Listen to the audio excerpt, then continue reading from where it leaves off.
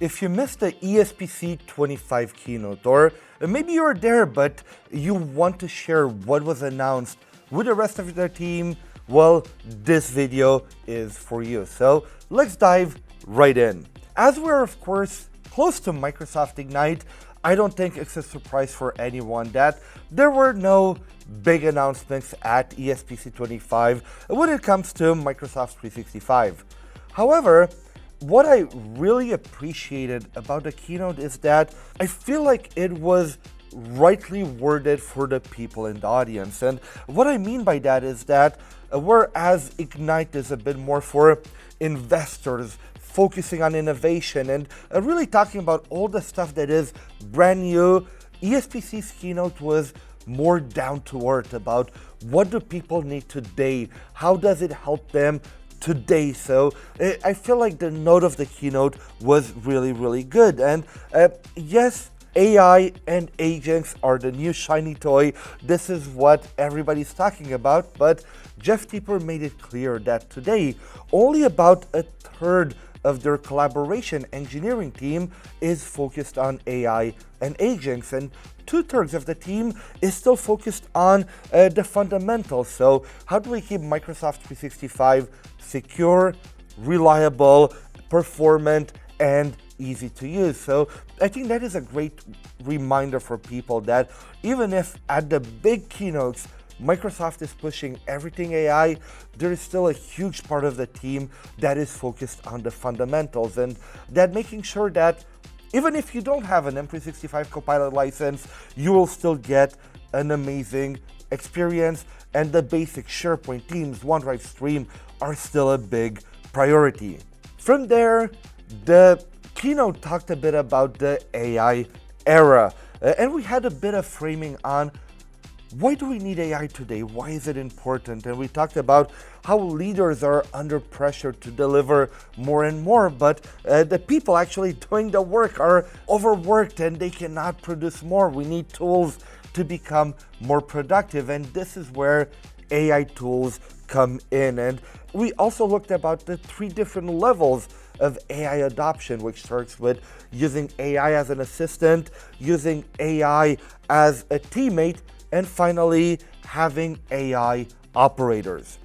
Then the keynote was split into 4 main sections. We had AI with Copilot, collaboration with Teams, knowledge with SharePoint, and then agents in Copilot Studio, but we talked more about Agent 365 at the end. So this is a live keynote, so the first demo didn't really work. We had a bit of technical problems with a Mac not falling in love with the projector there, but eventually got solved. However, and this might have been at Ignite as well, I didn't catch it there, but the first demo we had in the keynote was actually not a live demo. It was actually a simulation. Let's be honest, it's not the first time that Microsoft does fake demos inside of a keynote. Is that this time we actually had a warning at the bottom right that it said, hey, this is a simulated experience.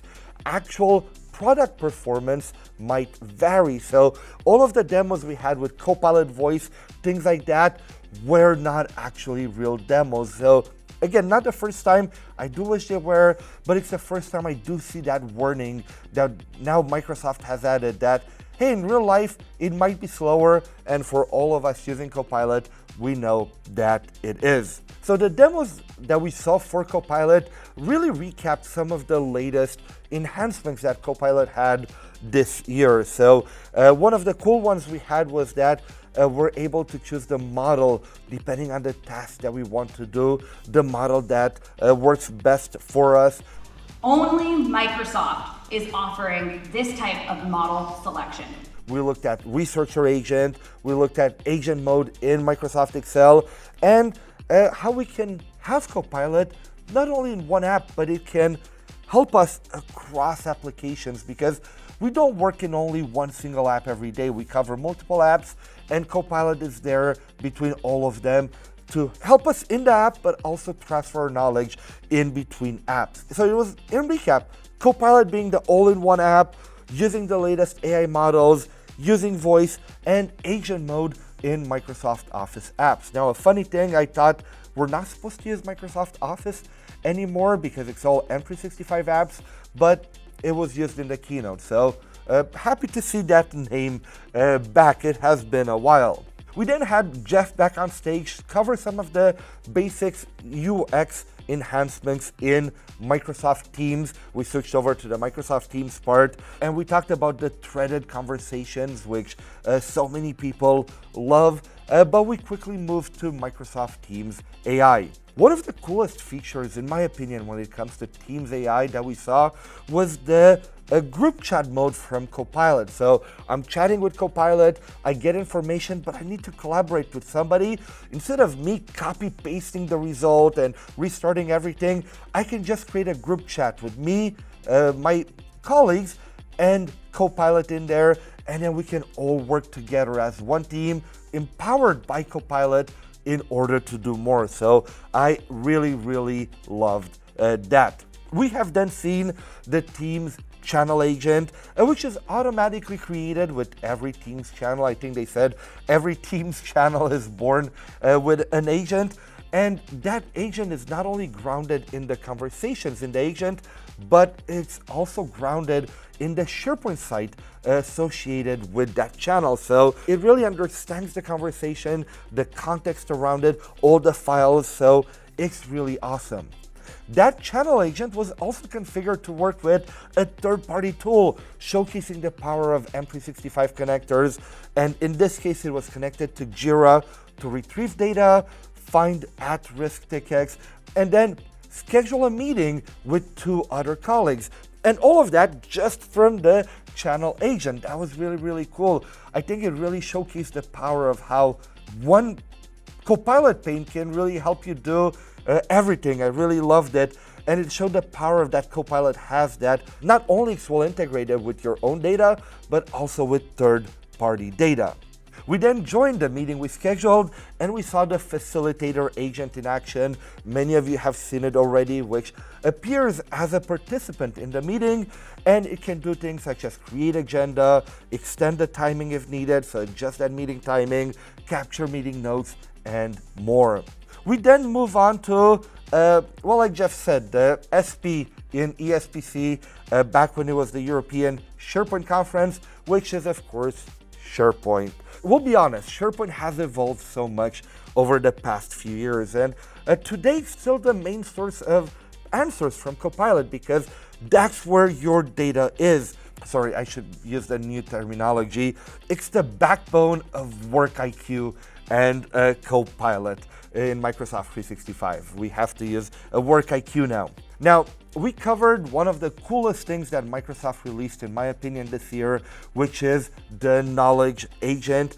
And Microsoft reminded everyone what SharePoint consultants have said for ages, which is that adding metadata to your SharePoint lists, libraries is important, not only for search, for filtering, but now today in the AI era, SharePoint agents are aware of the metadata, and pretty soon, Microsoft 365 Copilot Chat will also be able to read and understand the metadata on your document. So another reason to add metadata to your every single artifact. Well, not every single, to the most important stuff you have in SharePoint. But the reason why we've been saying it for years and nobody has done it is because adding metadata is not fun. But this is where the knowledge agent comes in.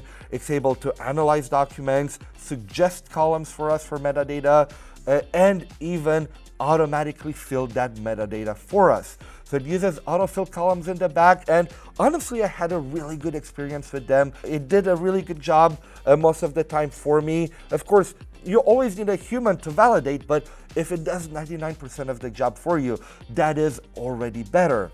And really something that is cool is that the knowledge agent, including autofilling the columns, is included with your M365 Copilot license. So that is a big announcement, adding more stuff into M365 Copilot.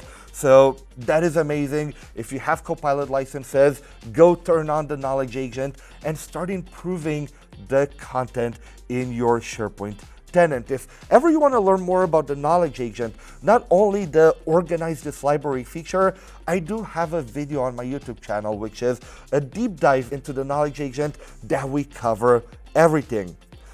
And something that I realized during the keynote is that the knowledge agent they had in the keynote had a different icon than the one I have in my tenant. So I know it's still in public preview, but I do feel like we might get a different icon by the time it goes live. Let's see what it will be, but unfortunately, I was really a fan of the SharePoint icon. I was hoping that would be there. I wouldn't be surprised if the knowledge agent gets its own icon in the future. We then talked about SharePoint admins, which I'm so happy with. SharePoint admins were not forgotten.